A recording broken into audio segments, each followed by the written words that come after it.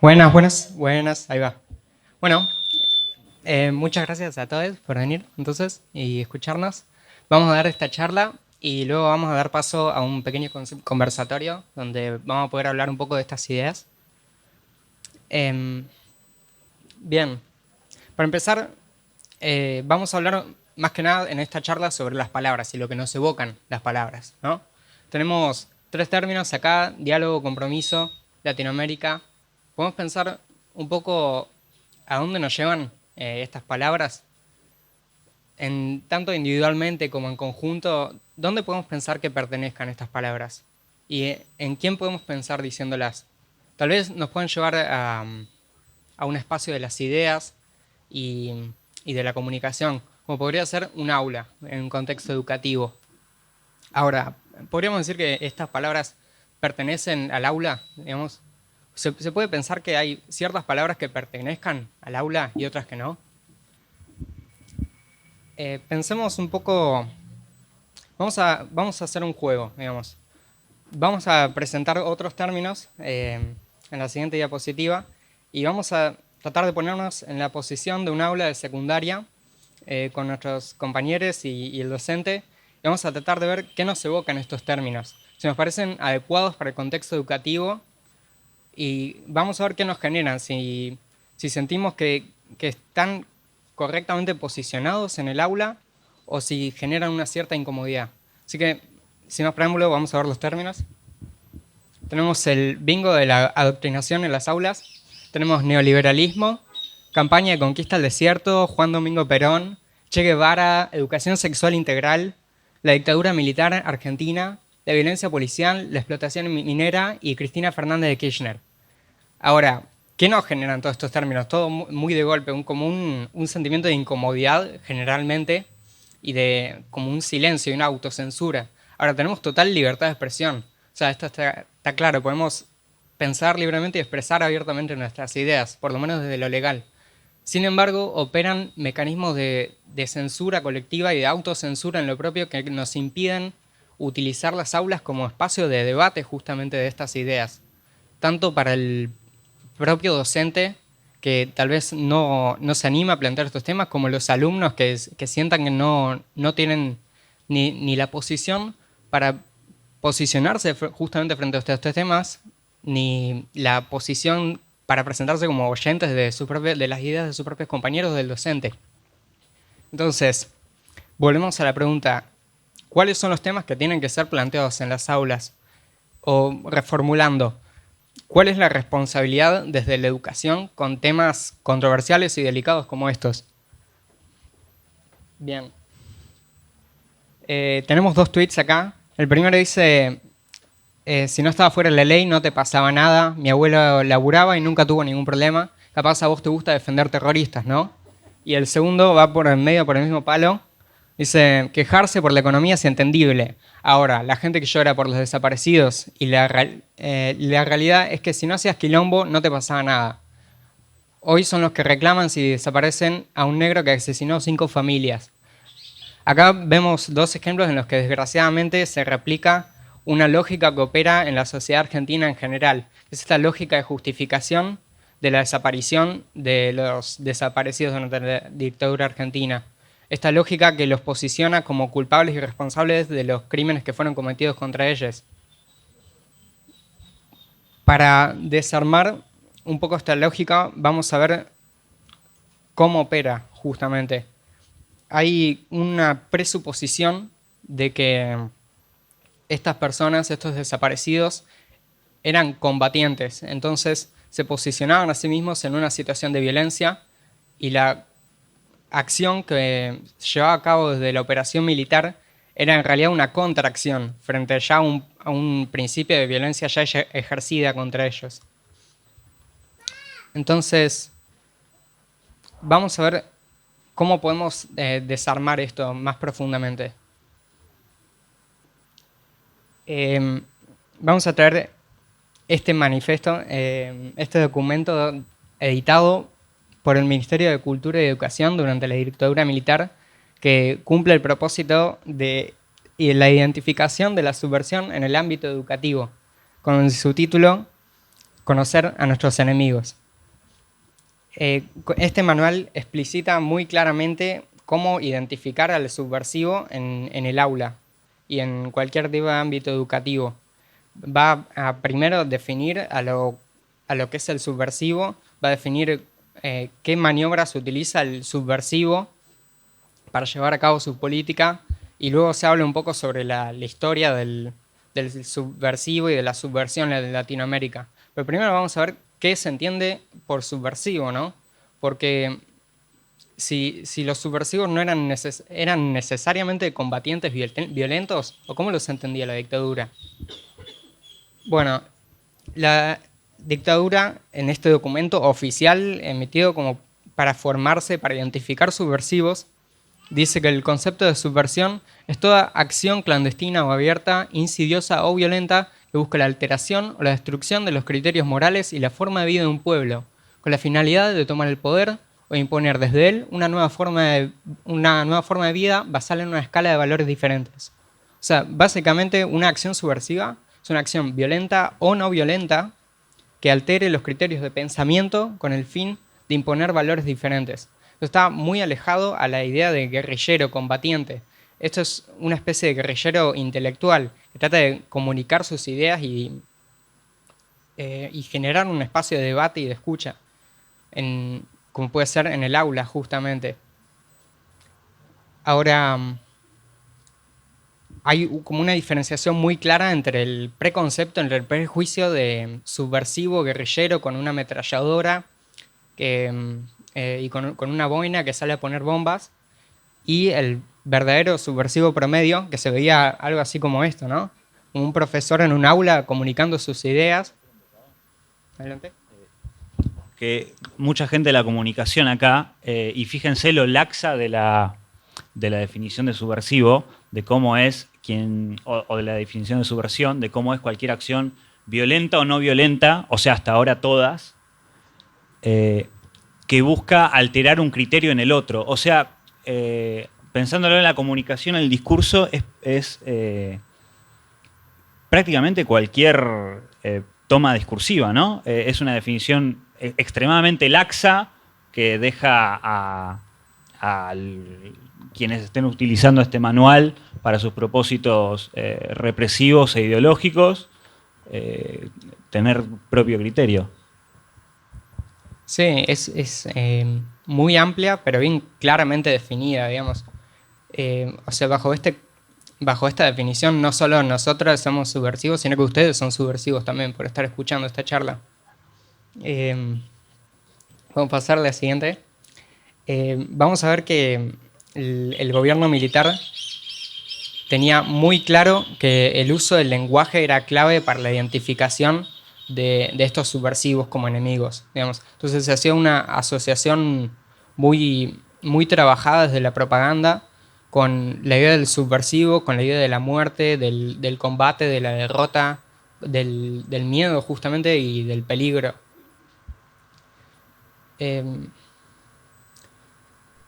Este énfasis que se hace en el vocabulario y en el idioma está detallado en el manual.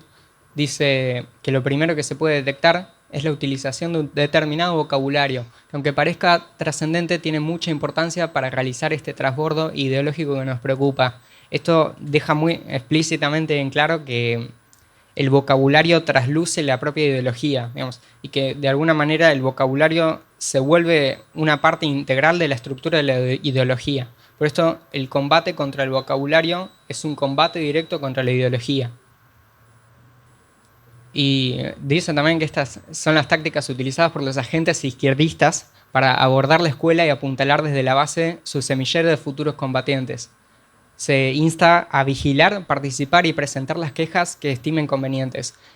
De esta manera, no son solo los militares y los cuerpos militares que atacan directamente a los subversivos, sino que son los propios colegas docentes y los propios alumnos y los propios padres los que se vuelven delatores de alguna manera de estos subversivos. Y acá opera una lógica del miedo claramente en el que nunca está seguro nunca estás en una posición segura para poder compartir tus ideas y para generar un espacio de debate. Y mucho menos en el aula, en vez de ser un espacio seguro para la transmisión de ideas, es un espacio de vulnerabilidad total. Bien. Ahora, tenemos documentos oficiales de 1978 de parte del gobierno que dejan en claro que la cifra de desaparecidos era de por lo menos 22.000 personas. Esta era la cifra que admitieron en ese momento, en ese documento. Vamos a pasar a la siguiente diapositiva. Vamos a ver que la cantidad de guerrilleros era muchísimo, muchísimo menor. Hay varios estudios al respecto y se estima que eran entre 1.800 y 3.500 antes del comienzo de la dictadura, y que una vez que comenzó la dictadura probablemente se redució ese número enormemente. Entonces, tenemos un desbalance. Tenemos más de 30.000 desaparecidos. De esos 30.000, 22.000 admitidos durante el régimen. Ahora, entre 1.800 y 3.500 combatientes activos eran parte de esos desaparecidos. ¿Y dónde está el resto? En el sentido de quiénes son el resto de estos desaparecidos y de estos subversivos, ¿no? Si no son combatientes, desde la violencia, ¿qué tipo de combatientes son? Gracias, Juaní. Bueno, creo que quedó clarísimo hasta ahora, pero con el clima que vivimos nunca está de más repetirlo. La dictadura no planeaba aplastar guerrillas. Ese nunca fue el objetivo de sus aparatos represivos, sino tenía el objetivo de aplastar pensamientos. Esto no es ninguna novedad, pero está bueno repetirlo. Lo que nos interesa ahora es un planteo específico y es lo que venimos a traer troncalmente, ¿no? Un prisma específico para ver el problema en los 70 y ver la actualidad. Fue una forma de imponer una visión del mundo a la sociedad en su conjunto. Es decir, esta frase, ¿no? La construcción del sentido. Sobre todo el sentido común y la disputa por el mismo. Pero ¿qué entendemos por sentido? Bueno, otra más.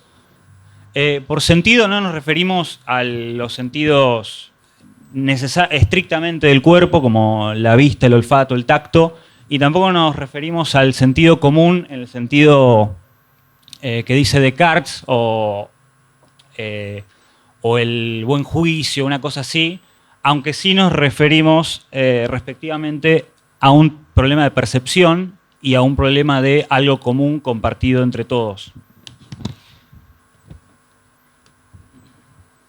Pásame una diapositiva más. Entendemos el sentido como un prisma de subjetividades con las que vemos e interpretamos el mundo. Lo hacemos a partir de concepciones y construcciones sociales. Y acá ponemos un ejemplo al principio banal, simple, pero después profundizamos. Desde lo discursivo.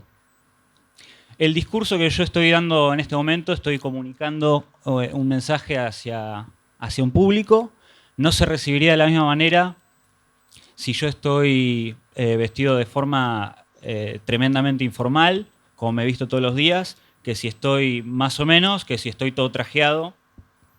Y de la misma manera no se recibe igual el mensaje si yo me hago llamar estudiante, que si me hago llamar divulgador, que si me hago llamar militante. Y no se recibe de la misma forma el mensaje si estamos amparados en un marco institucional como es el festival de esta universidad, que nos brindó, gracias, el espacio, que si estamos fuera del mismo. Si habla un desconocido o si habla un profesor que pone sus credenciales al frente. Estos son todas cuestiones del sentido. Pero van de lo cotidiano y lo discursivo hasta un plano más profundo. Por ejemplo, pásame la diapositiva, creo, ¿no? ¿Cómo veían el mundo nuestros abuelos y cómo lo vemos nosotros? qué vida pretendían y qué vida pretendíamos nosotros. Cómo ven el mundo y cómo lo vemos nosotros. Pero esto no es una cuestión únicamente de temporalidad. Pásame. Acá hay dos ejemplos, una revista argentina en el 84 y una revista en México en el 86. Vemos con relativa contemporaneidad dos discursos totalmente distintos, ¿no? La revista argentina dice el riesgo de ser homosexual en la Argentina, mientras que la portada de la revista México dice homosexualismo daña a la juventud.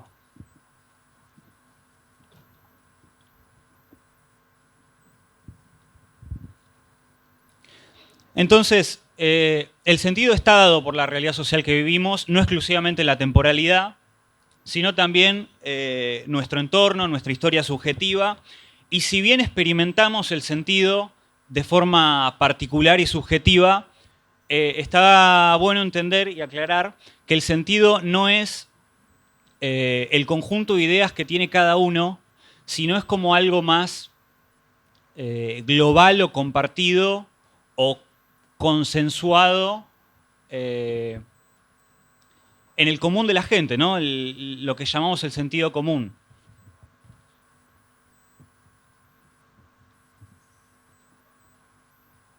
Bien. Bueno, esta parte. Un ejemplo. No queremos profundizar demasiado porque es una discusión que da para rato, pero una problemática del sentido es, por ejemplo, la pregunta de ¿qué entendemos por libertad? Bueno, ¿qué entendemos por libertad? ¿Qué tipo de libertad? ¿Individual o colectiva? ¿Vertical, democratizada? ¿La libertad de quiénes y para hacer qué cosas? ¿Cuándo puede una ideología o movimiento político construir el sentido alrededor de un significante que se pueda apropiar? Acá hago una paréntesis de opinión personal, capaz que no es muy relevante, pero para mí la respuesta es cuando lo hace. En la construcción del sentido y en la lucha por lo discursivo, los significados y los significantes, es el campo de lucha, es el campo de disputa, y eso es lo que a lo que tenemos que enfrentarnos.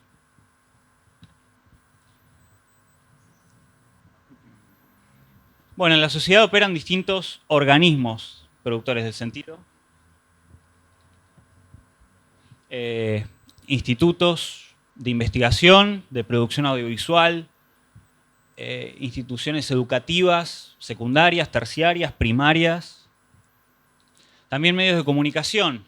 Todos contribuyen en el día a día el cómo entendemos el sentido. El sentido, por supuesto, que se construye como sujetos individuales, hablando en la calle, en los pasillos, con nuestra familia, con nuestros amigos. Constantemente, como sujetos políticos, estamos construyendo y disputando el sentido. Paradójicamente también estamos construyendo el sentido cuando se dice no se habla de política en la mesa.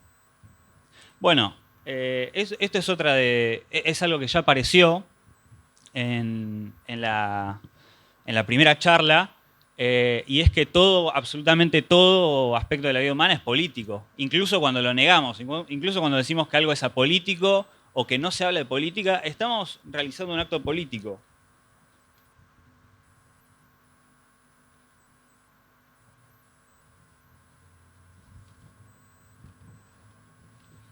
Entonces, el sentido se construye como sujetos particulares y en y a través de instituciones que construyen, producen y reproducen el sentido.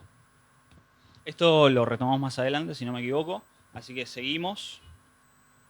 Otra más. Una sociedad más justa implicaría, a nuestro entender, una construcción del sentido democratizada, donde todos participan de esa producción y reproducción de saberes y entendimientos sobre los significados y los significantes. En los 70, muchos estudiantes se estaban replanteando qué modelo de país querían. y se estaban replanteando, justamente pensamos y planteamos nosotros, qué entendían, qué sentido querían construir. Las universidades eran un caldo de cultivo de distintas ideas y la gente no creía, sabía que se estaba formando para salir de la universidad y cambiar el mundo. Muy distinto al derrotismo individualista que vemos en la actualidad, pero de nuevo lo vamos a retomar un poquitito más adelante. Entonces, la construcción del sentido, la disputa por el sentido y por las distintas formas de construirlo, cuando está dada por el poder, lo interpretamos de esta manera. Es una disputa por la hegemonía cultural. ¿Cómo podemos entender el concepto de hegemonía cultural? Bueno, resumidamente, el Estado no puede controlar y defender su situación de poder solamente desde la violencia, desde la represión, desde los aparatos represivos, sino que también busca establecer una hegemonía cultural. El control de los organismos de producción y reproducción del sentido. La instauración de un sentido común. Entonces, esta es la tesis, la mirada que nosotros ponemos sobre los 70. El objetivo de la dictadura fue concentrar en sus manos la producción del sentido para así poder instalar un sentido común, generalizado, naturalizado, que defienda un determinado proyecto de país y determinados proyectos en lo político, lo social, lo religioso y lo económico, principalmente. Otra más. Entonces, la cultura legitima modos de producción y formas de organización social. ¿Qué significa esto? La cultura, como nos entendemos a nosotros mismos, los saberes que tenemos sobre nuestra propia existencia, nuestro propio pueblo, legitiman o deslegitiman ciertas formas de organizarnos, ciertas formas de trabajar y producir. ¿Y por qué es esto? Otra más. Entender el mundo de una cierta manera vuelve aceptable algunas formas de existencia y de vida, e inaceptables otras.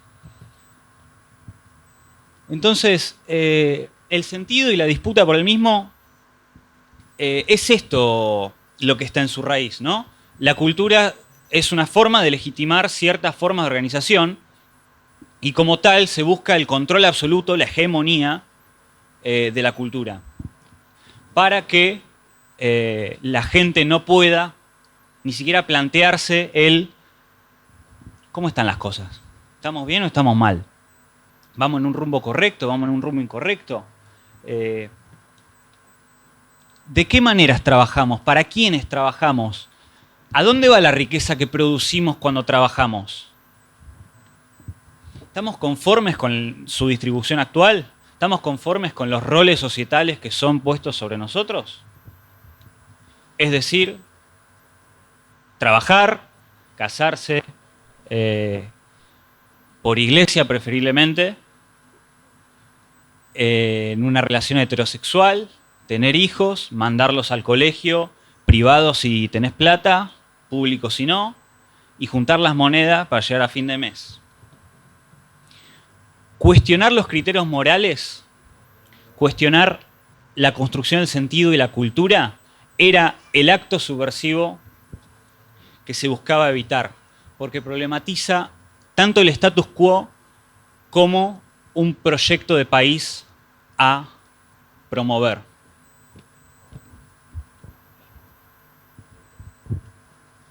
Bien. Te pido la diapositiva. Una más. Ok. Ahora vamos a hablar del principal lugar donde deberíamos pensarnos políticamente. Vamos a arrancar con una pregunta disparadora. ¿Alguna vez escucharon a alguien decir, o ustedes mismos no tuvieron algún profe, docente que politice sus clases o que en algún punto su discurso choca por sus ideologías, ubiquémonos en el aula, ¿no?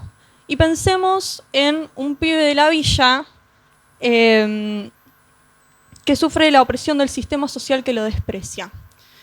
Se lo margina y se lo corre incluso hasta el punto de hacer la colimba.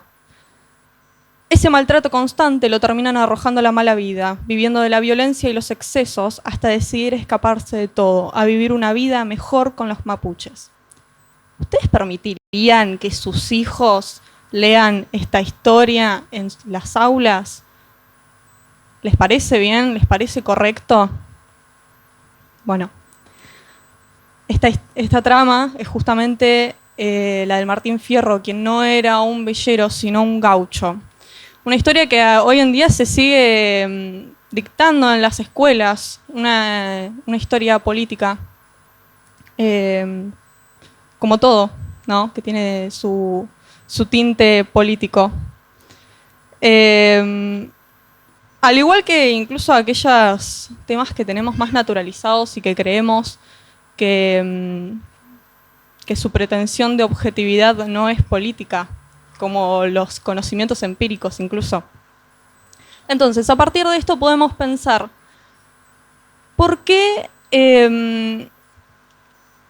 la historia de los pueblos indígenas abarca menos de una unidad en la primaria? ¿Por qué sabemos más de Napoleón que Bolívar? Incluso yo me hago la interrogante como persona que estudia una carrera humanística, ¿por qué en humanidades aprendemos el latín, el griego, y no aprendemos una lengua originaria, como el mapuche, por ejemplo? Y esto es una toma de perspectiva, por lo tanto, es política. Este recorte es completamente político. Pensemos en otra idea que se enseñó por mucho tiempo y hasta hace no mucho en las escuelas. El concepto de raza aplicado a las civilizaciones humanas. En la actualidad no solo está comprobado que esto no es cierto, sino que su imposición respondió a intereses particulares. La idea de raza fue principalmente la justificación del proyecto imperialista de la colonización. Hemos dado por objetivos términos como raza, al mismo tiempo en que naturalizamos y justificamos con esta pretensión de objetividad sesgada la violencia sistemática que acarrean terminologías como esta. No son solo las ciencias sociales, las carreras ligadas con lo humano, las que están politizadas, sino que este es un concepto que se imparte desde la biología. O sea, las ciencias exactas, las ciencias duras también están politizadas y es importante que lo tengamos presente. En el orden dictatorial del último golpe cívico-militar se censuró todo lo que no convenía ni parecía, similar a la evangelización de los colonizadores, para obtener como resultado seres nuevos, con ideas correctas, o mejor aún, sin ideas y pensamientos críticos. Se intentaron moldear nuestros pensamientos, nuestros valores, incluso nuestras sensibilidades a la fuerza. Con el fin de apoderarse de la concentración del sentido, se apropiaron de eso completamente a la fuerza. En este sentido, la otredad se marcó no solo en el aplastamiento de guerrillas, sino también en el atropello de ideas. Entonces, ahora podemos afirmar que la educación es el campo predilecto de reproducción de sentido y como tal nunca puede ser apolítico. Es el primer lugar donde comenzamos a desarrollar nuestro sentido político. No son cosas aisladas la política y el aula, porque en el aula debemos hablar de política para construir nuestros sentidos. Te pido, sí, una más. Entonces, como dijo Freire, que hoy lo mencionaron, que es un filósofo y pedagogo brasileño, no hay pues una dimensión política de la educación, sino que es un acto político en sí misma. Y esta frase sirve un montón porque realmente resulta inútil y es absurdo sacarle la característica política a un lugar que es inherentemente político, donde no se puede decir que acá en la escuela, en la universidad, no se habla de política, en la mesa no se habla de política. Porque sí, porque debemos hablar de política para construir nuestros sentidos. Y entonces podemos decir que no se puede hablar de forma política porque todo lo que enseñamos defiende determinados sentidos. Cuando decimos que algo es objetivo, en realidad estamos encubriendo ese proceso, porque se cuela en ese intento de objetividad nuestras ideas políticas. Como estudiante, yo no puedo pasar horas en un aula sin formar un criterio, sin sensibilizarme, sin justamente politizarme, posicionarme. No puedo mantenerme aislada en un espacio que debería conformar mi sentido político y como persona. Entonces, no podemos tampoco relegar igual tampoco a quien piensa diferente a una u otra edad. Sí. Y dejo esto como para que pensemos que debemos construir puentes, generar conversaciones e intercambios para construir nuestro sentido de forma colectiva, ir como sociedad hacia un mismo lado. Vale la pena realmente destacar lo que decían hoy mis compañeros, que hoy yo, ellos y todos ustedes por estar en este espacio ya son subversivos. Entonces, estar acá reunidos es importante para generar una conversación y politizarnos. Estar en estos espacios y convocarnos es una politización y es genial porque también las calles son nuestras y es un espacio para practicar nuestro sentido político.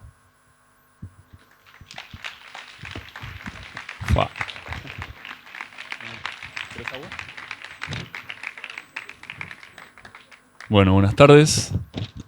Yo no soy Keramuti, estoy en su lugar, hubo un cambio de último momento. Pásame la diapo, porfa. Ok.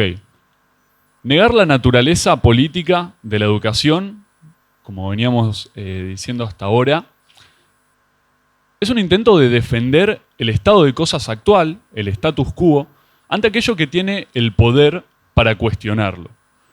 Hoy no existen contenidos en la currícula que sean clasificados de subversivos, por suerte. Pero sí está operando una categorización que define qué es político y qué no es político para hablar en las aulas. Y como veíamos hasta recién, cuando se trata de educación, todo es político. Entonces, esta distinción es más bien arbitraria y depende del criterio de quien seleccione y de los intereses, ¿no? Como todo político tiene un interés detrás. Pasame por favor la diapo. Como decíamos hace un ratito, en los 70s existía un clima de época, ¿no? Movimientos estudiantiles, artísticos, intelectuales, que se podrían resumir en esta sensación de salir de la universidad con ganas de cambiar el mundo. A eso se respondió desde el Estado con la violencia.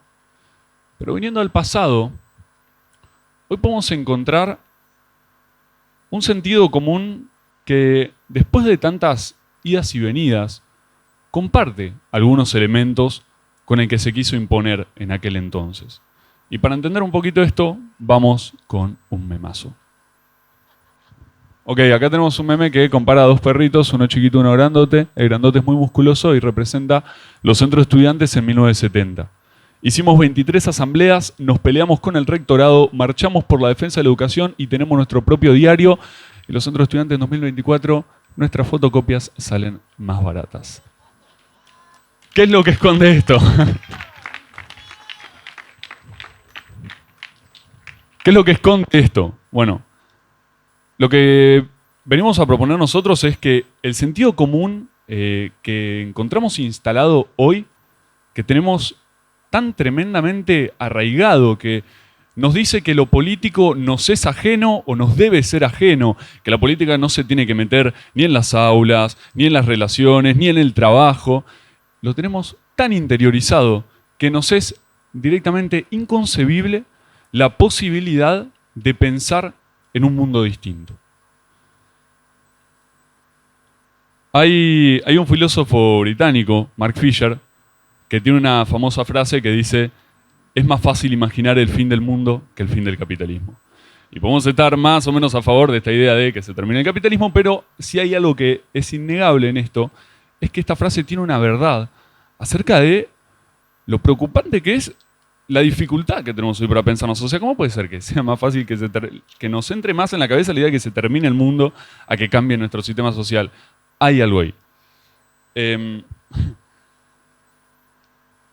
No tener un cine nacional potente, no tener una educación pública bien financiada, no tener una cultura, una ciencia nacional, implica para nosotros una pérdida enorme en términos de sentido. ¿Por qué? Porque esto, como decíamos hace un rato, estas instituciones son las herramientas que nosotros tenemos para crear sentidos propios, para pensarnos a nosotros desde acá, desde donde estamos. ¿Y cuál es el problema? Que cuando no lo hacemos por nosotros mismos, estamos subordinándonos y estamos dejando que otros piensen por nosotros. Y estamos dejando ese lugar desocupado para sentidos ajenos que vengan a ocupar ese espacio. ¿A quién perjudicaría la existencia de centros de estudiantes fuertes? ¿A quién perjudica que hoy den ciencias sociales en las aulas? ¿A quién perjudica la educación pública, la ciencia en general? Bueno, a las personas que se benefician de ese status quo que estas amenazas, ¿no?, ponen en peligro. Esas personas que se benefician de un estado de cosas que se puede problematizar construyendo sentido y pensándonos. Porque mientras no nos pensemos, vamos a seguir haciendo caso. Siguiente diapositiva, por favor. Bueno, vamos con otra. Que sigan las risas. Agarrar la pala es una chicana que seguramente muchos de ustedes lamentablemente habrán escuchado. Es una chicana que se emplea contra quien cuestione, ¿no?, el estado de cosas. O sea, vos decís, che, me parece que esto no está del todo bien, y te dicen, agarra la pala. Y vos decís, ok. ¿Qué es lo que hay detrás de este agarrar la pala, ¿no? A mí me gusta pensarlo como la metáfora de un tren. Nosotros estamos en un tren, estamos en la sala de máquinas, estamos paleando el carbón para que el tren siga avanzando hacia un lado, y nuestro tren iba al sur. Nosotros queríamos tener vacaciones en el sur y de repente vemos, bienvenido a Tucumán, vemos por la ventana. Y decimos, ok, algo anda mal, yo no quería ir a Tucumán. Pero cuando levantamos la voz para quejarnos, nos dicen, agarrá la pala. Ahí hay un problema, porque este agarrá la pala implica un silenciamiento de quien piensa distinto, llamándolo a cumplir lo que se supone que es su única función. Nuestra única función acá es producir, es trabajar, es que la rueda siga girando, pero en ningún momento se pretende que cuestionemos hacia dónde. Entonces, gracias.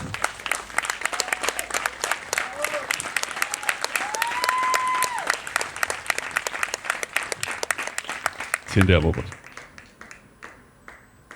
Lamentablemente para el maquinista, una sociedad más justa, como decíamos antes, implica una construcción de sentido democratizada, donde todos podamos participar. Y si se dan cuenta, estas cuestiones de las que veníamos hablando, ¿no?, la educación pública, la cultura, tienen todas las características de que son democráticas, de que nos permiten a todos nosotros acceder, de que nos permiten a todos nosotros estar no solo paleando en la sala de máquinas, sino también viendo un poco para dónde va el tren. ¿Qué entendemos hoy como subversivo? ¿Qué ideas nos generan miedo hoy? Esa es un poco la pregunta que quería mostrarles, que queríamos dejarles. Volviendo al ejemplo de en esta mesa no se habla de política. Esta afirmación, que primero habla de política y que segundo aporta una construcción discursiva determinada, también se puede analizar desde el prisma de la acción y la inacción. La inacción siempre implica una acción. El quedarse callado también implica aceptar ciertas cuestiones, ¿no? Entonces, ante la conformidad del miedo a lo distinto, el llamamiento que queremos hacer hoy es a crear nuevos sentidos, pero sentidos propios, sentidos que estén en nuestro suelo, que habiten nuestro suelo, que empaticen con nosotros, con las personas que queremos, con la gente que nos importa y con el futuro que soñamos. Porque en el momento en que nosotros no nos animamos a dar ese paso, en el momento en que nosotros nos quedamos en el lugar y renunciamos a esa posibilidad de crear nuestros propios sentidos, estamos dejando el lugar para que otro lo ocupe. Y ese otro no comparte estas preocupaciones. Si queremos un mundo más justo, tenemos que permitirnos pensarlo. Siguiente diapositiva, por favor. Entonces, para hacer un pequeño recap de lo hablado hoy. Tenemos 5 puntos, los 5 son 1, o sea, nosotros somos estudiantes sociales, no sabemos sumar. Tanto los 70 como la actualidad operan mecanismos diferentes, pero que comparten un mismo objetivo, disputar el sentido. Y este sentido se disputa todo el tiempo, en cualquier ámbito. 2. 1. La construcción del sentido es la disputa del poder por la hegemonía cultural. Hegemonía cultural que legitima y perpetúa modos de producción y organización social. ¿Cuál es la cuestión? Si no nos gusta este estado de cosas, si no nos gusta esta organización social, si tenemos problemas con estas dinámicas de producción o con la repartija de la torta, si nos está yendo mal en la actualidad, la forma de cambiar eso empieza por acá. El sentido común actual busca negar su propia potencialidad de ser construido colectivamente, subordinándonos a formas ajenas de entender el mundo. Que nosotros tengamos miedo de hablar de política en las aulas, que nosotros tengamos miedo de asumirnos sujetos políticos, no es casual. Es producto de este sentido común que responde, como siempre, a determinados intereses. Y todo ámbito humano es político, como tal, campo de disputa por la construcción de sentido. Si queremos un mundo más justo, tenemos que permitirnos pensarlo. Muchas gracias.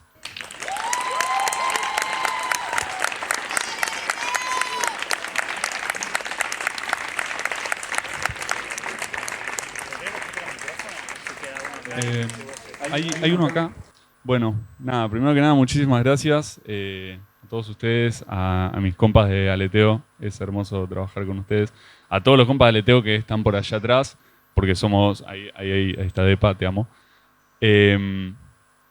Y bueno, ¿cómo estamos de tiempo? Ok, vamos entonces redondeando. No sé si quieren agregar algo ustedes tres. No, nada, ¿esto anda? No, esto no anda. Hola, hola. No, sí. No, bueno, nada. Un poco síntesis de lo que ya había dicho antes, lo que dijeron mis compañeros. Agradecer primero que nada, esto también es como un agradecimiento personal que hago yo siempre, por el espacio, porque es importante, sobre todo hoy en día en este contexto, tener espacios donde poder manifestarnos y poder efectivamente decir lo que sentimos que tenemos para decir. Y sobre todo en este espacio particular que es la calle, que es una frase que aparece mucho últimamente, pero que me parece hermosa. Las calles son nuestras y es importante apropiarnos de ellas y, por supuesto, politizarlas. Gracias, Coti. Bueno, de nuevo, muchas gracias. Y para ir cerrando un par de cosas, lástima que no nos podemos quedar discutiendo este tema de la construcción del sentido, pero podemos hacer unas preguntas al aire como para que se queden pensando. Quizá más tarde nos quedamos a charlarlo. Si no podemos acá con el micrófono durante el festival. Y es que pensemos entre todos de qué manera opera la construcción del sentido en el día a día, ¿no? En los medios de comunicación, en nuestras instituciones, en qué queremos ver en nuestro centro de estudiantes. Yo, Coti y Juani estudiamos en la UNS y cuando no se respira un aire de individualismo y no quiero escuchar de política, se respira en los pasillos una frustración muy profunda con la dirigencia política en su conjunto y también en particular con la dirigencia de los centros de estudiantes que no toman el accionar político suficiente. Entonces, pensar un poco entre todos cómo opera la construcción del sentido en nuestras vidas, en nuestra praxis política. Ese es medio el prisma que tenemos siempre en Aleteo, el lente con el que analizamos distintos distintas problemáticas sociales, ¿no? El sentido y su disputa. Y como datos curiosos, capaz, o el pensar en cómo defendemos nuestra construcción de sentido nacional, fíjense que se están desfinanciando todos los organismos. Bueno, decir todos es siempre una afirmación fuerte, pero en lo discursivo hay que jugarse. Todos los organismos de producción de sentido nacionales, como la educación, el INCA, que es de producción audiovisual, el CONICET, mientras que los países dominantes siempre bancan y siempre apoyan económica y políticamente a sus organismos de construcción de sentido. Entonces, ¿cómo puede ser que acá desfinanciamos el INCA, pero en Estados Unidos las películas de guerra tienen pauta del gobierno? Esto capaz de detalle curioso, no sé si mucha gente lo habrá escuchado alguna vez. En el Departamento de Defensa de los Estados Unidos hay una pilita de guiones que desde Hollywood les mandan, y hay unos tipos en el Departamento de Defensa leyendo los guiones, y el que les gusta dice, bueno, a este lo vamos a bancar. Y los ayudan financieramente o con vehículos, prestándoles vehículos del ejército y demás. Entonces, ¿a qué construcción de sentido estamos quedando desamparados si perdemos lo propio para dejar entrar lo de afuera, lo extranjerizante? Bueno, muchas gracias.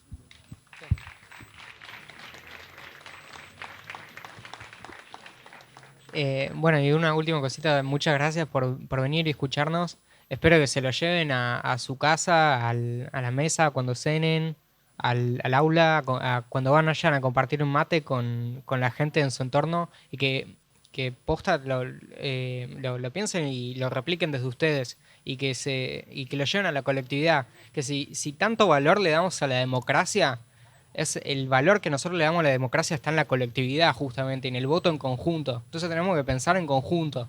No nos podemos quedar en darnos como palmaditas a la espalda desde lo individual y desde los círculos pequeños, y desde el pensamiento chico, sino que tenemos que escucharnos entre todos lo más posible, y dialogar entre todos.